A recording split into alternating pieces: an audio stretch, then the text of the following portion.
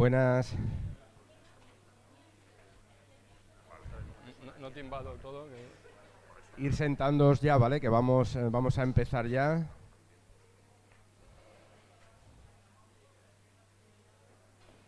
Bueno, espero que hayáis tenido una buena tarde, que hayáis disfrutado del tiempo libre de los cursos, que os deja los cursos y que bueno, que al fin y al cabo pues hayáis conocido a gente, hayáis hablado entre vosotros y en el entorno tan bonito que tenemos aquí, pues que hayáis no solamente hablado de ciencia, sino que os lo hayáis pasado bien. Bueno, vamos ahora un poco a ponernos más serios, vamos a empezar con la segunda sesión.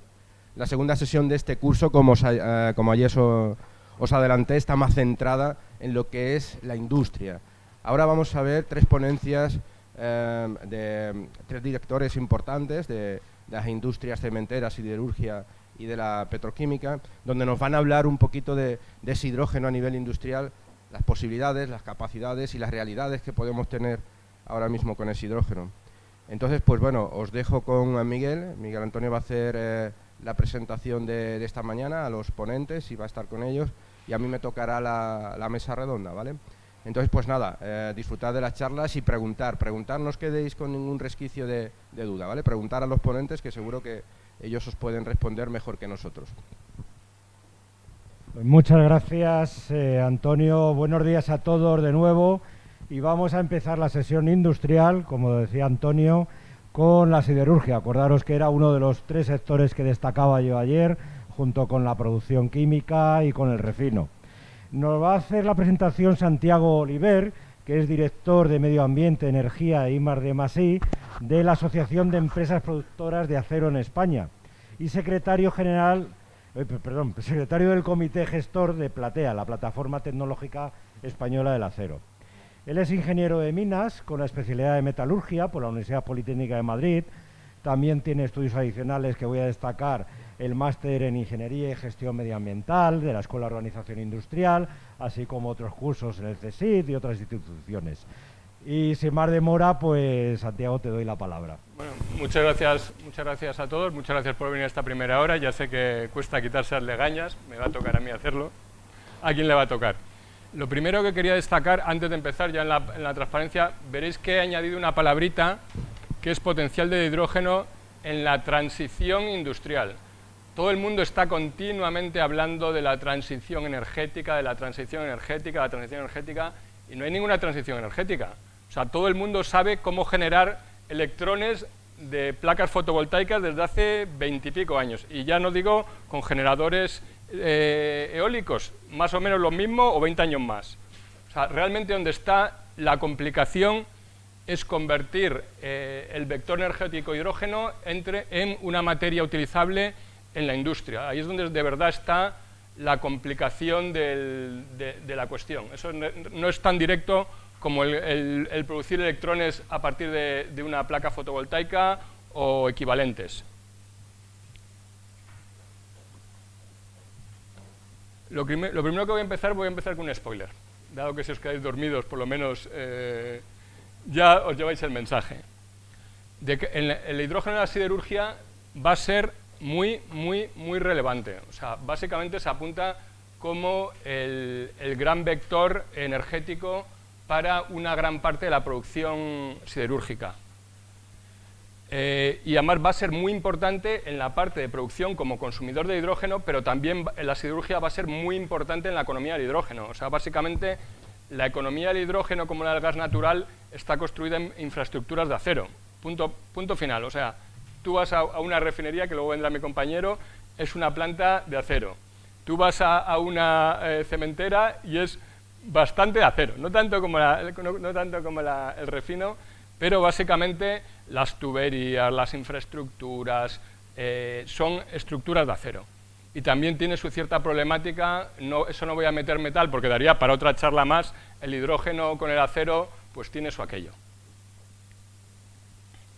Pero eso es el futuro. El presente, la verdad es que está costando arrancar. Está costando arrancar, digamos, porque primero la tecnología no estaba preparada, las cifras no cuadran, no salen todavía. O sea, la situación es complicada. Se ha hecho mucho screening tecnológico, de hecho se lleva haciendo screening tecnológico con hidrógeno desde el año 2000 e incluso aprovechando tecnologías de uso de hidrógeno no verde que ya se llevaban usando otros 30 o 40 años antes.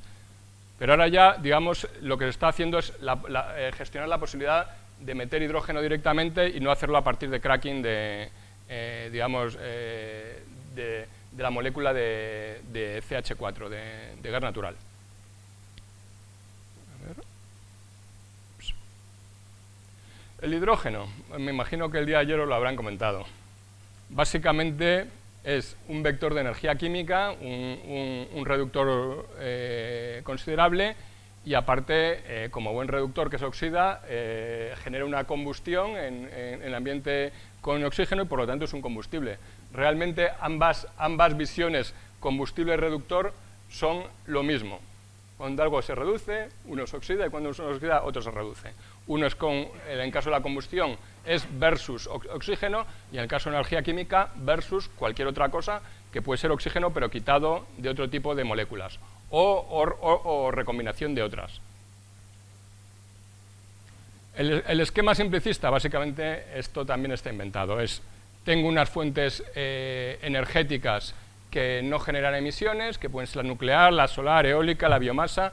Con ellas puedo generar electricidad, con la electricidad puedo generar hidrógeno y con el hidrógeno podría volver a generar electricidad, por lo tanto me sirve como un vector de acumulación energética, algo muy útil porque las pilas tampoco dan para mucho, por lo menos por ahora, y también lo puedo usar combinándolo con la biomasa y con el hidrógeno, puedo usar combustibles o compuestos de síntesis orgánicos, y combinado con otro tipo de elementos puedo conseguir compuestos de síntesis no orgánicos. Bueno, el NH3 no sabría decir si es exactamente orgánico, pero está en el límite, porque realmente en la práctica no uso materia orgánica, uso directamente el nitrógeno en el aire, que por ahora es gratuito. Pero bueno, que esto no es ningún invento, es fuente no emisora, electricidad, hidrógeno, y ahí ya empiezo el jueguecito de delante a atrás. Por cierto, ¿me oís bien o no? Bueno, pues ya hemos visto lo que es el hidrógeno, pero bueno, no sé, tampoco tenéis por qué saber todos qué es el acero y cómo se produce el acero. Lo voy a intentar explicar rápido. Básicamente el acero es una aleación de hierro con carbono y con prácticamente cualquier elemento, quitando los dos extremos de la tabla periódica, casi con cualquier cosa entre medias, le confiere propiedades específicas. O sea, lo puede usar casi con todo lo que veis en medio de la tabla periódica.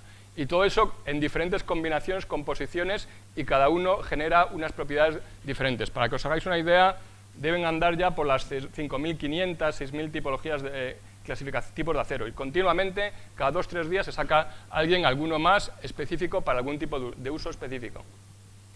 ¿Y cómo se hace? ¿Esto es qué es el acero? ¿Cómo se hace? Pues básicamente hay dos opciones muy sencillas. La primera es cojo un mineral de hierro, que normalmente suele ser un óxido de hierro, podría ser un hidróxido, pero normalmente es un óxido, directamente, y con un elemento reductor le arranco el oxígeno y ya tengo hierro. Ya es el primer paso. Luego lo mezclo con carbono y tengo un material intermedio que es una especie de fundición, y luego le quito carbono en la cantidad necesaria para producir el acero que quiera. Ese, digamos, es el método duro, el que es: me voy a la mina y le quito el óxido de hierro, que está por todas partes, al fin y al cabo creo que es el quinto elemento más abundante de la corteza terrestre, y le arranco el oxígeno. La otra opción, que es reciclar residuos, o sea, toda la chatarra, lo bueno que tienen los metales en general y el acero en particular, es que además del elemento hierro es permanente, no es una molécula orgánica que se degrada, no hay degradación atómica, por lo tanto lo puedo reciclar cuantas veces quiera. Siempre hay algunos elementos que me complican un poco el proceso, pero básicamente lo puedo hacer infinitas veces. Adicionalmente, tengo una característica que esa ya es muy específica del acero, es que encima es magnético o reacciona a corrientes de inducción. O sea, por lo tanto, además de ser reciclable muchísimas veces, es muy fácilmente separable. Aquí básicamente lo que tenéis es el método clásico, el método a partir de mineral de hierro, se le combina en el método clásico hasta ahora el reductor es el carbono, lo convierto en monóxido de carbono, y el monóxido de carbono a alta temperatura es un reductor fuertísimo. Por lo tanto, el reductor le arrancaba el óxido de hierro al óxido de hierro. ¿Qué pasa cuando yo tengo carbono y lo combino con oxígeno? Pues básicamente que emito CO2. Eso es así. Y eso es lo que estamos intentando tratar de evitar, que no se emita CO2. Luego aquí ya empiezan, por cierto, veis que muchos puntos son rojos. Los puntos rojos, las zonas rojas, son zonas donde estoy haciendo aportes térmicos, aportes energéticos. Luego tengo ya el acero, lo purifico directamente, o bien un horno que lo combino, oxido las impurezas con oxígeno puro, o directamente meto la chatarra, que sería el caso de arriba, en un horno eléctrico, sería la ruta de reciclado, y de nuevo paso a una etapa secundaria de purificación. Y luego ya, a partir de ahí, tengo cientos y cientos de combinaciones termomecánicas para producir cientos y cientos de tipos diferentes, tanto de aceros como de formas físicas, de combinaciones físicas. Tengo tratamientos, pero básicamente lo que estoy haciendo es calentando, enfriando y machacando. Cada vez que machaco, cambio la cristalografía del material, el grano es diferente, las alineaciones son diferentes, luego si tiene demasiado lo vuelvo a calentar para que no sean tan pequeñitas. O sea, empiezo a hacer muchísimos tratamientos termomecánicos para conseguir finalmente el tipo de propiedades que le quiero conferir a mi acero. Y aquí pues ya veis. Y encima, ya lo último, es que además de dar el propio acero, lo puedo recubrir superficialmente, y lo puedo recubrir superficialmente con muchísimas combinaciones de metales o incluso de plásticos, y ahora ya se habla mucho de otros materiales que dan funcionalidad. En el futuro estoy absolutamente seguro que las placas fotovoltaicas se van a hacer a partir de láminas de acero que se van a serigrafiar en línea. Eso estoy absolutamente seguro. Todavía no se ha hecho, pero se hará. Tiempo al tiempo. Pero bueno, hemos dicho que emitíamos acero en el proceso, sobre todo especialmente en el que va a partir de mineral de hierro, porque desoxidaba con carbono. Y básicamente el acero en el mundo, somos el cuarto producto que se produce en el mundo después del petróleo, el cemento y la madera. Se producen aproximadamente este año, con seguridad vamos a llevar 2.000 millones de toneladas de acero, son bastantes toneladas.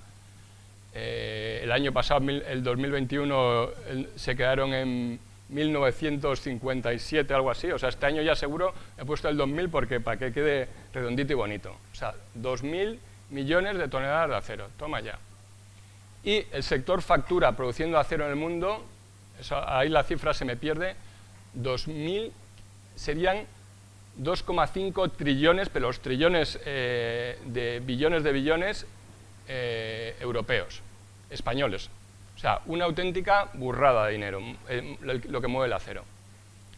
Pero, aquí está el pero, además de generar mucha riqueza, además de generar un material que es la base básicamente para toda la sociedad, estamos rodeados de acero, vuestras sillas de acero, el colgador es de acero, seguramente las vigas son combinaciones de acero con cemento, pero emitimos mucho CO2. Emitimos tanto como el 7% aproximadamente del CO2 del mundo en hacer ese proceso. De los 40 gigatoneladas, de los 40.000 millones de toneladas que se han emitido en el mundo, 2,8, de los 40, 2,8 las ha emitido el acero, que es una cantidad destacable. ¿Quién produce acero? Pues ahí lo tenéis. Básicamente, os podéis imaginar quién es el punto gordo, ¿no? Pues China está actualmente produciendo aproximadamente el 50% del acero mundial. España es el tercer productor de Europa, después de Alemania e Italia. Siempre está muy reñido con Francia. Unos años nos adelanta Francia, otros años nosotros adelantamos a Francia. En los últimos años nosotros les hemos adelantado. Y luego está muy importante Japón, Corea, Malasia. Estados Unidos es importante, pero en términos por unidad digamos, por unidad de personas es relativamente bajo, curiosamente. Pero está la India, que es la futura China. O sea, la India está creciendo a ritmos de 5, 6 y 7% anual. O sea, en breve será una versión 2 de China.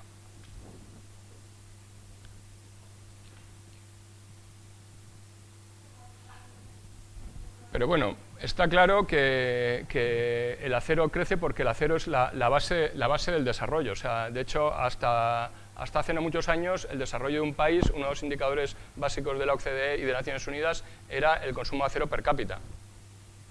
Por lo tanto, todos los indios, bueno, en este caso ya tienen muchas, todos queremos tener vías férreas, todos queremos tener torretas de distribución eléctrica, todos tenemos que tener distribución de agua potable, todos queremos tener ascensores, todos queremos tener lavadoras, y coches, bicicletas y lo que os podáis imaginar. Pero, ¿qué pasa? Que lo que no se puede permitir, o desde luego no es compatible con la estabilidad climática, es que tanto en el acero como me imagino que en todos los demás sectores lo siguen haciendo en unas emisiones específicas como las que venían haciendo hasta ahora.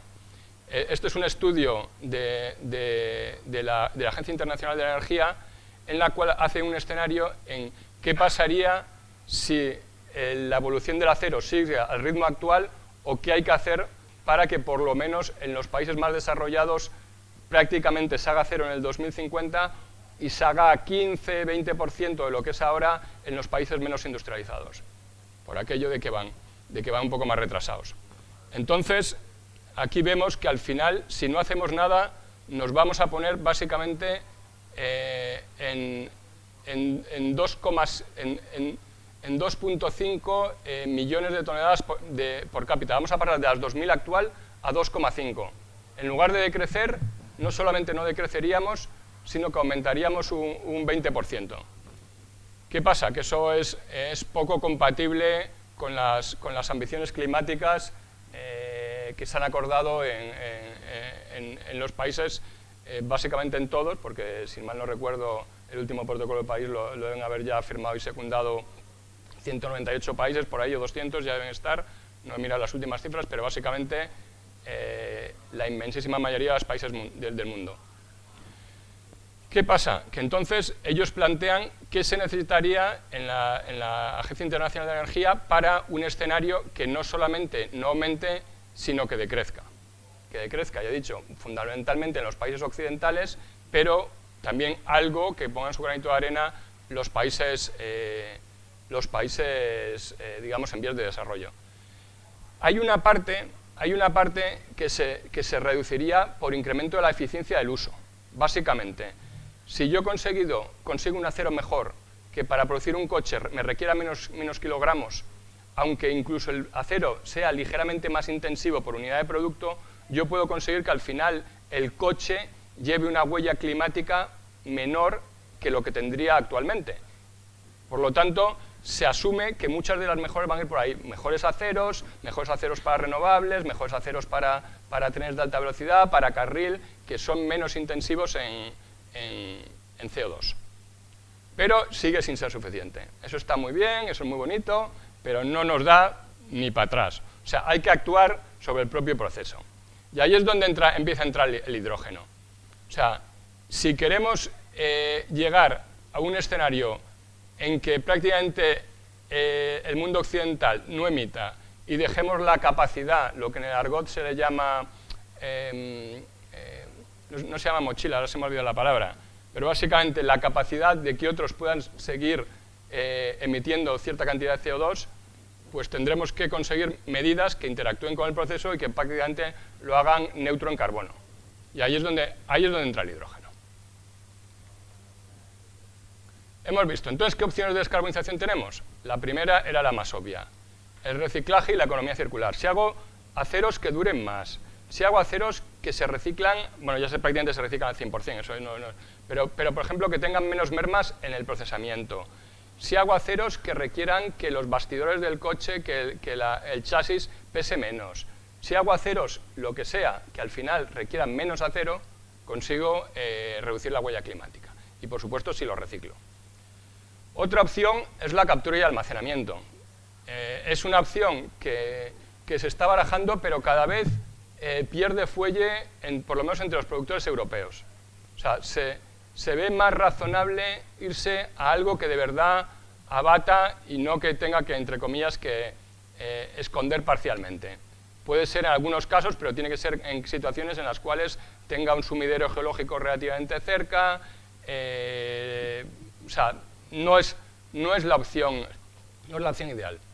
¿Cuál sería la opción más ideal? Sobre todo cuando uso no el proceso de reciclado, sino el proceso de materia, digamos, desde mineral. Porque la realidad es que sigo necesitando mineral. El reciclado no me da, porque la gente quiere tener, ya digo, sus coches, sus carreteras, y afortunadamente, lo digo afortunadamente, gran parte del acero acaba en infraestructuras y esperemos que ese acero tarde en reciclarse.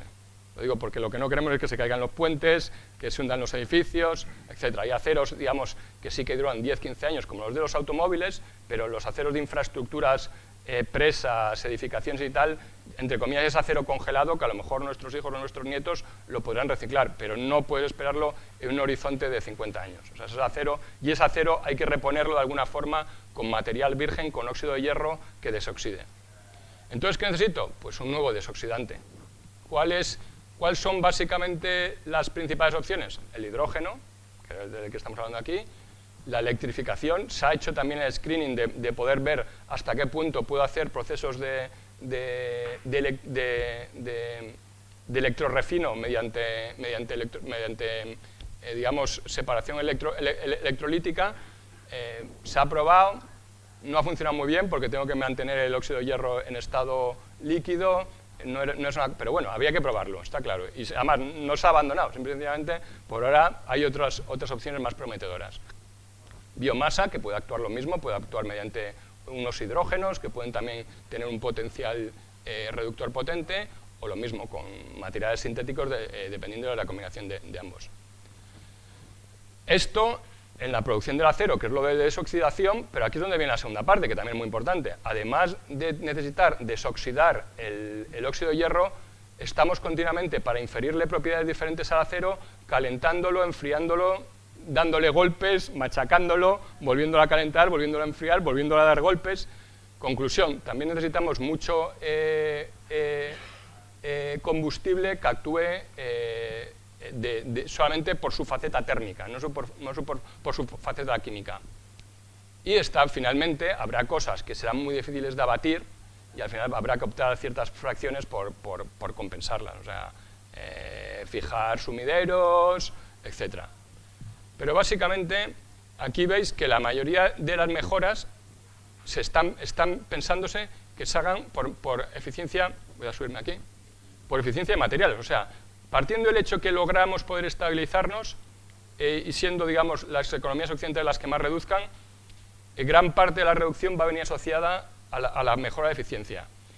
Curiosamente, el hidrógeno, que es una parte aquí relativamente pequeña, lo que se ha hecho es que se ha imputado, la Agencia Internacional de Energía lo ha imputado digamos, a los que están más desarrollados. Dirán, bueno, estos ya no pueden ir por el camino de pequeñas mejoras de eficiencia y tal y cual, ya tienen que ir a algo más radical. La captura y almacenamiento, sobre todo para economías en vías de desarrollo y para sitios en Europa que tengan sumideros relativamente cerca, pero el hidrógeno se apunta como unos vectores más importantes. De hecho, esto es lo que ha pensado la Agencia Internacional de la Energía, pero cuando vemos la imagen de lo que han pensado los siderúrgicos europeos, la cosa cambia. O sea, todavía le han dado más fuerza al hidrógeno. Esto es el mapa de todas las acciones grandes que se podrían... Este mapa se va actualizando continuamente. Esta es la versión de mayo de este año. En el mundo era más o menos un 4,7, un 7% las emisiones de CO2. En Europa son solamente el 4,5%. Este mapa básicamente tiene los grandes proyectos que podrían ser considerados como proyectos, digamos, estratégicos a nivel europeo, en el marco de las IPCIs, en el objetivo, en el marco 2030, y no sé si conocéis el concepto de TRL. TRL básicamente es cuán cerca está una tecnología a mercado. TRL 9 prácticamente quiere decir que está dispuesta ya para salir. La Agencia Internacional de Energía, de hecho, mete dos niveles más, mete el 10 y el 11, porque una cosa es que vaya a salir a mercado y otra cosa es que esté fina. O sea, entonces, necesito un TRL 10 ya es para que se ha depurado, y un TRL 11 es cuando ya de verdad está dispuesta a expandirse sin mayores problemas tecnológicos. O sea, está ya muy muy estudiada. Pues estos son todos los proyectos que hay. Todos los que veis con el puntito verde son realmente sistemas de hidrógeno, básicamente. Alguno hay que en lugar de ser hidrógeno usa los otros vectores alternativos como son los de, ¿cómo se llama esto? Biomasa para generar hidrógeno, etc. Pero básicamente todos los que aparecen con un puntito verde son proyectos de hidrógeno. Como veis, ocupan la inmensísima mayoría. Y luego también hay algunos que lo que hacen es que consideran, por ejemplo, este español, considera la posibilidad de usar hidrógeno como vector energético en los procesos de tratamiento térmico, en los procesos de recalentamiento. Mucha gente a la que le está planteando ese tipo de procesos, lo que están pensando es en quemadores híbridos, quemadores que puedan jugar con hidrógeno al 100% o con gas natural al 100%, de tal forma que tú no te quedas con una instalación exclusivamente al albur de que te llegue el hidrógeno en un determinado momento. Tú no puedes parar de producir porque se haya retrasado la llegada o el desarrollo del hidrógeno. Como veis, hay unos cuantos. Pero aquí es donde se produce el primer signo de alarma. Si hacemos la suma de todos estos proyectos y lo convertimos a unidades eléctricas para generar hidrógeno, estamos hablando de que necesitamos una potencia hidrolizador de 75 teravatios hora año. Solamente para los proyectos de demostración, que estamos hablando de proyectos de demostración, grandes proyectos de demostración, pero estamos hablando de 75 teravatios hora año. O sea, esto deja completamente colgado la planificación de desarrollo del hidrógeno europea. Estamos hablando de que necesitaríamos aproximadamente 1,8 millones de toneladas de hidrógeno al año. Para que os hagáis una idea, más o menos, la conversión, una tonelada de mineral de hierro necesita, según los autores, entre 40 y 60 kilos de hidrógeno para producir dicha desoxidación. O sea, es mucho hidrógeno. Normalmente están hablando de potencias de 10, 15, 20 y algunos hasta de 100 megavatios pero nosotros tenemos, en términos de energía, cuando hace la división, te sale que necesitamos, no me acuerdo si son 10.000 megavatios de potencia de hidrolización. Y aparte, estamos hablando de proyectos que suman un CAPEX de 31.000 millones de euros, solamente hasta el 2030. Y un OPEX, porque el hidrógeno, y esto lo comentaremos más tarde, por ahora es bastante más caro, necesitamos un OPEX diferencial de 85.000 millones de euros para operar. O sea, es mucho dinero. Y luego hay muchos proyectos más pequeñitos, por ejemplo, ahí he puesto uno español, que como acaban de sacar, que básicamente que emplea hidrógeno para preparar chatarra previamente al reciclado, subproductos, etc. Estos proyectos más pequeñitos no los he metido porque esta slide se hizo exclusivamente en el ámbito de los proyectos posibles IPCEI.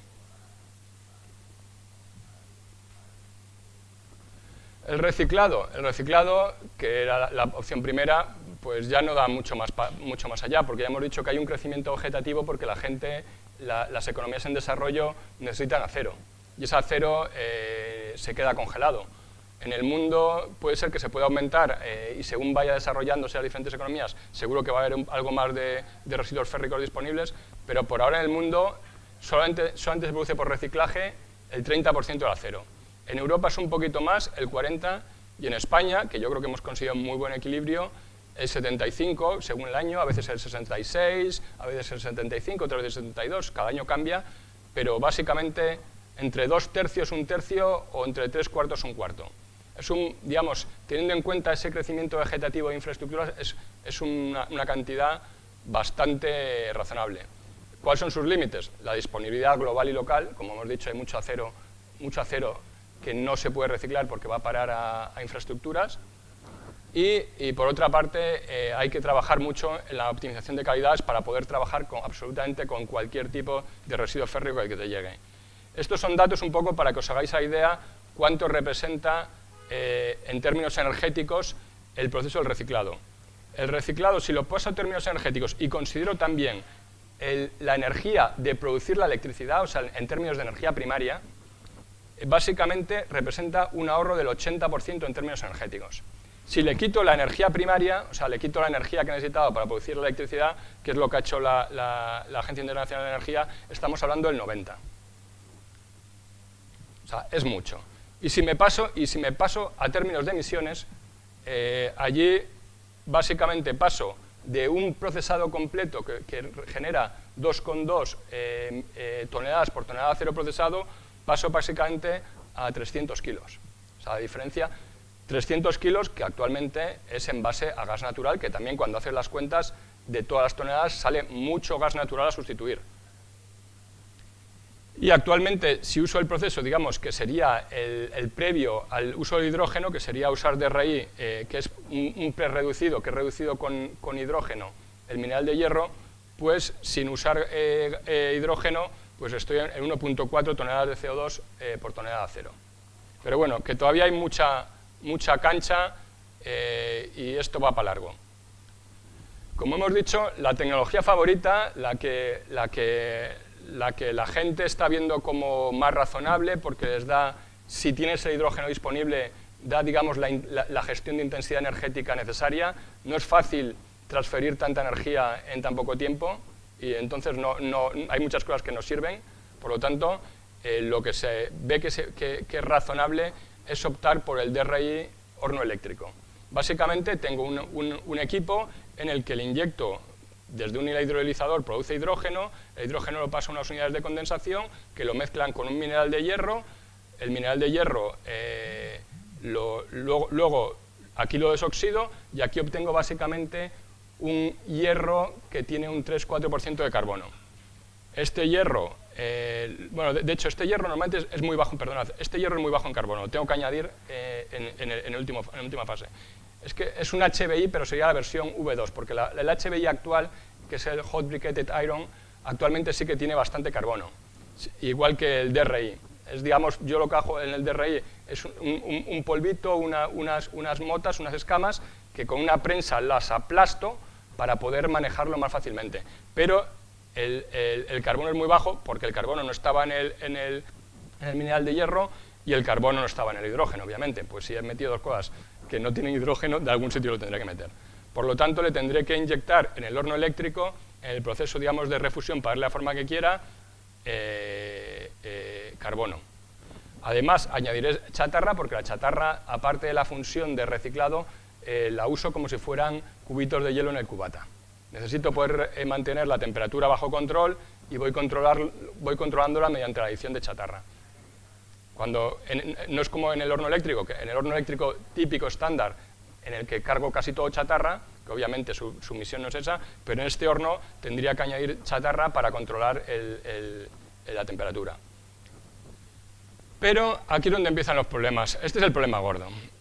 Esto está muy bonito, puedo producirlo, parece ser que va a funcionar, todavía no se ha generado a tanta escala, sobre todo porque no tengo el hidrógeno disponible en esas cantidades, pero el problema esta es la línea de lo que está costando ahora.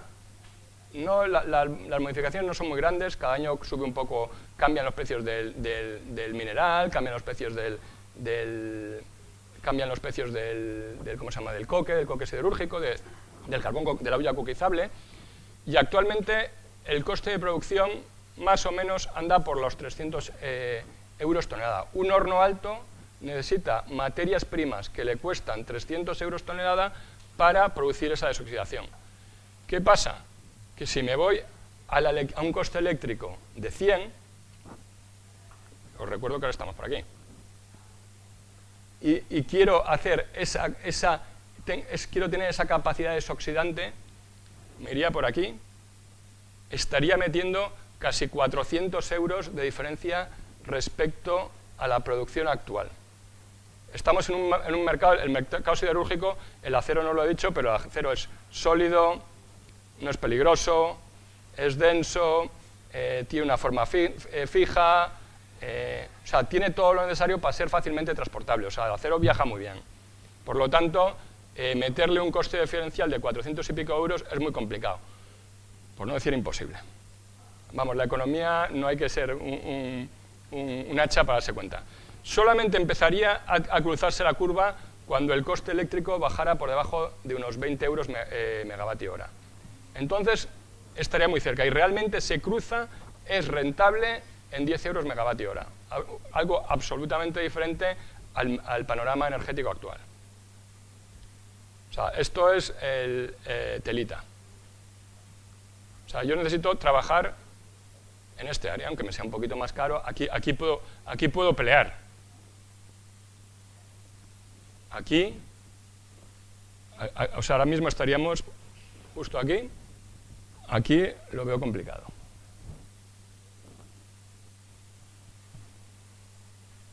Bueno, aquí esta es una hoja básicamente que cuenta los costes diferenciales, un poco básicamente lo que explica en otro, de otro autor. No lo quiero repetir, pero básicamente al final lo que viene a decir es que lo comparo con el horno alto en costes variables y estoy metiendo a un precio típico actual de energía, estoy metiendo casi 400 euros más. ¿Y qué necesito? Ya lo hemos dicho, el hidrógeno tiene que bajar de precio y el hidrógeno, su principal input es la electricidad. Hay una pequeña mejora de eficiencia, actualmente, si no me equivoco, debe andar por 62, así un poco las referencias de eficiencia de conversión del hidrógeno, 62% me refiero. Pero a lo mejor se puede llegar a 68, 67, pero bueno, no vas a ganar una gran mejora, un descenso de precio radical por incremento de eficiencia en la reducción del hidrógeno. ¿Dónde va a venir realmente? Hombre, sí, está bien que baje un 10 o un 15%, no está mal, pero realmente a lo que es sensible es al precio de las energías renovables. Porque claro, aquí estamos hablando de energías renovables barra nuclear, que energías no emisoras. Si lo genero con carbón, pues va a ser que no, que el sistema no cuadra. Entonces, lo que tienen que bajar es las energías renovables hasta un precio que me permitan que al final el kilogramo de hidrógeno se me coloque en el orden de los 2 euros kilogramos.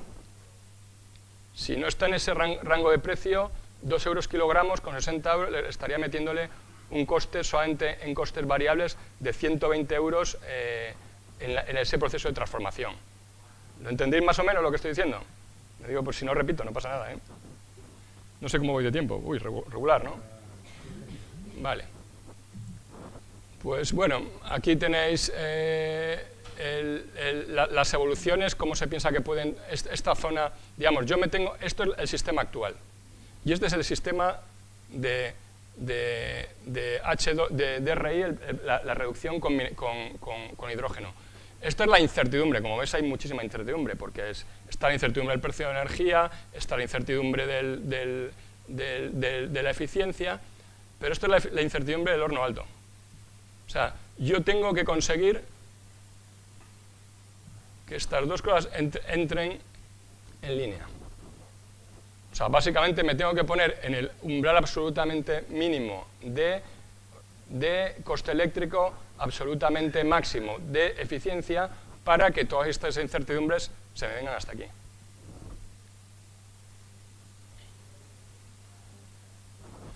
Bueno, en España lo hemos dicho, producimos mayormente con reciclado, la mayoría es en torno a entre el 25% solamente a partir de mineral de hierro, algunos años el 30%, por lo tanto en España la huella climática es reducida. Eso no quiere decir que no emitamos bastante CO2. En España, creo que aquí se me ha olvidado, nosotros debemos estar como el 3% o 2,5% más o menos. No somos el 4,5% europeo, precisamente porque tenemos mucho más reciclado, y mucho menos el 7% mundial. El sector ya decidió en octubre del 2019 que teníamos que llegar a la neutralidad climática antes del 2050, por lo tanto ahora toca trabajar. Ahora vimos lo que se representaba para Europa las necesidades de hidrógeno. Ahora vamos a ver lo que representa para España, que también es telita. Solamente existe una planta de reducción en España, que es una que está en Asturias, ArcelorMittal Asturias, y unos cálculos que no son secreto tecnológico, se pueden hacer si coges unas cuantas tablas y tal y cual. Estamos hablando de aproximadamente que necesitamos 200.000 toneladas al año para tener el potencial para reducir el mineral de hierro en España en base a hidrógeno. No está mal, ¿eh? Pero además esto si lo paso a potencia hidrolizador y luego lo convierto en eficiencia, se me queda más o menos vendido, estaremos enalmando 2.000, 3.000 megavatios de hidrolización, teniendo en cuenta que va a funcionar unas 7.000 horas, 7.500, hay gente que dice que puede funcionar todo, no me lo creo, sería la primera instalación industrial que funciona 24 horas 7, pero bueno. Y más cuando depende, se supone, de energías renovables, por lo tanto, si no hay viento, no hay tal, o arrancamos las nucleares y que alimenten los electrolizadores, o lo vamos a llevar muy mal. Pero es que además tenemos actualmente 10,5 teravatios hora térmicos equivalente en base a gas natural, que también tienen que ser eliminados. Estamos hablando de, suponiendo que ahí sí que puede haber una mitad y alguna otra cosita, una mitad hidrógeno como combustible y otra mitad electrificación, estaríamos hablando de otras 150.000 toneladas años. Y suponiendo que las plantas quieran usar, las plantas que ahora mismo son hornos eléctricos, quieran producir muy altas calidades de acero en base a material virgen, necesitaríamos otras 100.000 toneladas año más de hidrolización para producir DRI, que en lugar de alimentar un horno alto, alimentaría acerías eléctricas como las que tenemos ahora muchas. Por lo tanto, aquí ya pin, pin, pin, se encienden las alarmas, porque esto desde luego no casa con la planificación energética nacional, ni con el PNIE, ni con nada por el estilo. ¿Por qué el hidrógeno en el acero y a lo mejor más que en muchos otros sectores? Primero, porque tenemos una capacidad tractora brutal. O sea, no sé si te habéis tenido la suerte de conocer alguna planta siderúrgica, pero si vais a verla, enseguida se rodea de un ecosistema de plantas transformadoras de productos, servicios auxiliares.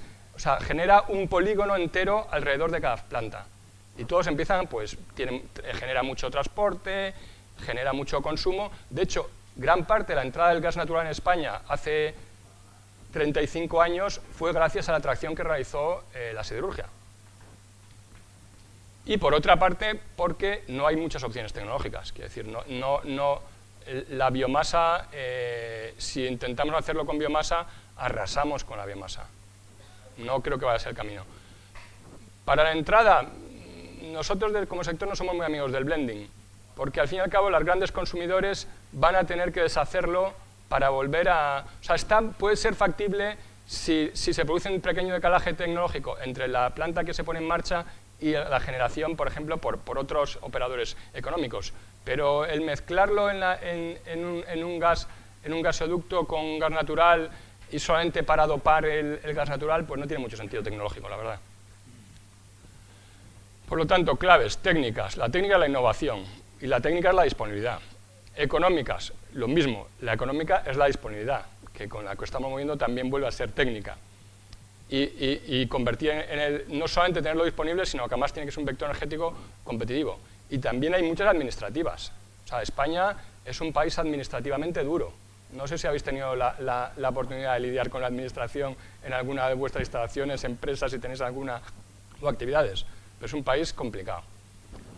En las técnicas, ¿qué se puede hacer? Pues acelerar los grandes proyectos, poner en valor ese acero, porque es muy difícil que nos vayamos a este sitio, pero si nos movemos en algún punto intermedio, a lo mejor se puede montar algún esquema económico que ponga en valor el acero verde, el acero producido con hidrógeno.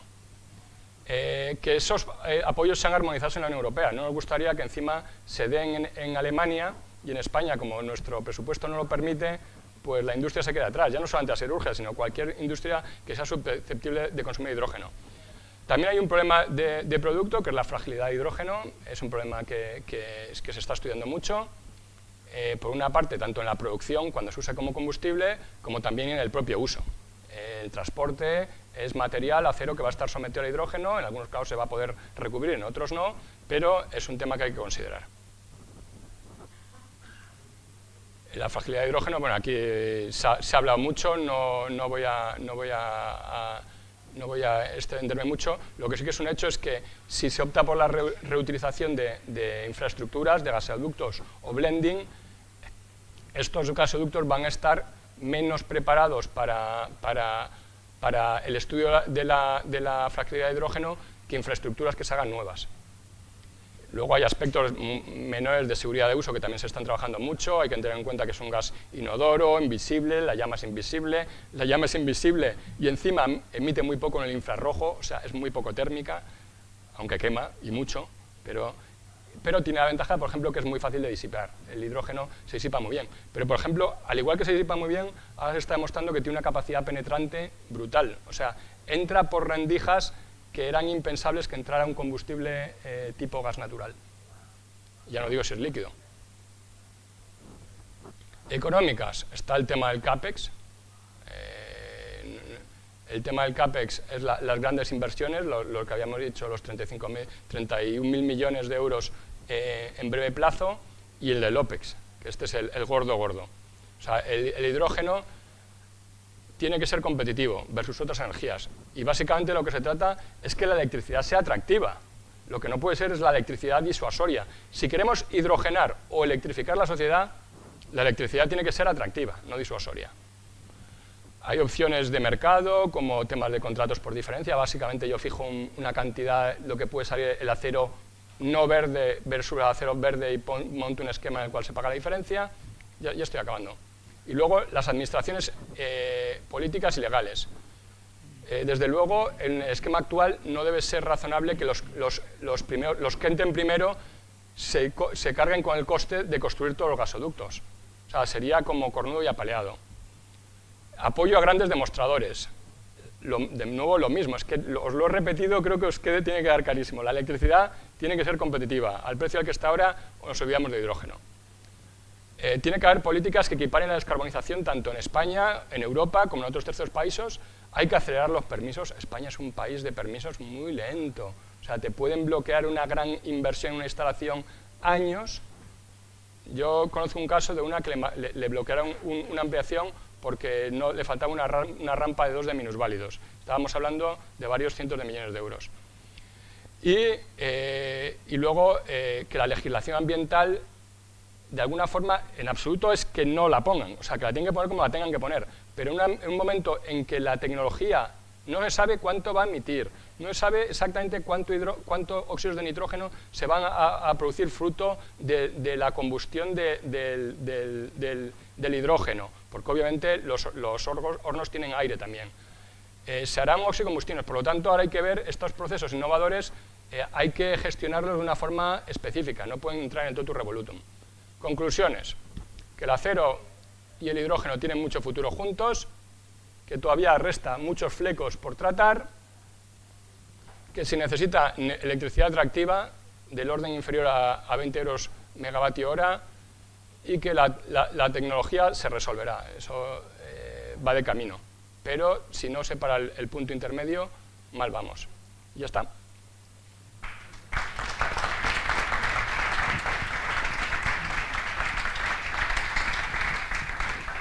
Pues muchas gracias, Santiago. Nos queda tiempo para una pregunta rapidísima y una contestación aún más rápida. Perdón, Emilia, ha sido más rápido que tú. Buenos días. Primero que nada, muchas gracias por la charla. Y mi pregunta es, has repetido mucho que la electricidad tiene que ser atractiva para que el proceso, el hidrógeno, pueda introducirse en la siderurgia. Y mi pregunta es si la industria siderúrgica está haciendo algo para hacer esa electricidad atractiva. Si está invirtiendo en proyectos o intentando que sea mucho más barata y poder, por lo tanto, implementar el hidrógeno en la industria. A ver, te digo, hay empresas que están haciendo cosas, pero no es un tema de la siderurgia, porque es zapatero a tus zapatos. Las SAI, precisamente, como el precio está tan disparado, las SAI que están haciendo cosas, pero no debería ser el escenario en el que nos movemos, porque si resulta que el escenario en el que nos movemos es que cada empresa tenga que tener su generación eléctrica, la siguiente pregunta es ¿y por qué no su pantano? ¿Y por qué no sus empresas de transporte?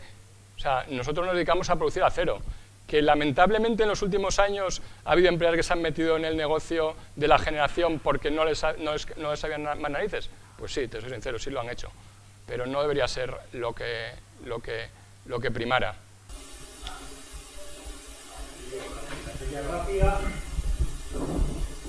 Paso el micrófono.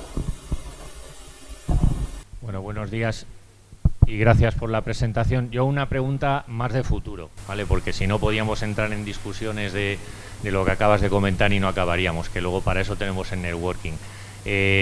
A nivel de composiciones del acero y hablando de los depósitos de almacenamiento del hidrógeno a presión, los de tipo 4, que son los que están dentro de los coches, tienen que estar recubiertos un compuesto polimérico y bueno, pues eso ocasiona una serie de complicaciones.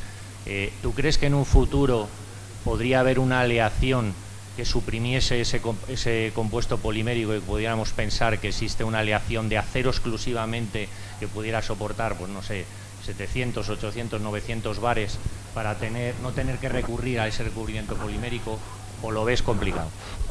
No sabría qué decirte, es que el hidrógeno lamentablemente tiene un radio atómico tan pequeño que la materia orgánica genera una estructura tridimensional de enlaces covalentes, cosa que en las estructuras metálicas no ocurre. Por lo tanto, entre comillas, siempre hay huecos para que un átomo que creo que tiene 0,2 nanómetros se cuele. O sea, lo tiene bastante fácil. Seguramente lo habrá, pero... Santiago, los hacemos resistentes a la fragmentación por el hidrógeno sin recubrimiento. Sí. Claro. No es que requiere de diseño del acero composicional desde el minuto cero. Hay que incorporar la regla de uso de control de la fragmentación. Pero ese es el caballo. Pero a 800 atmósferas. Claro,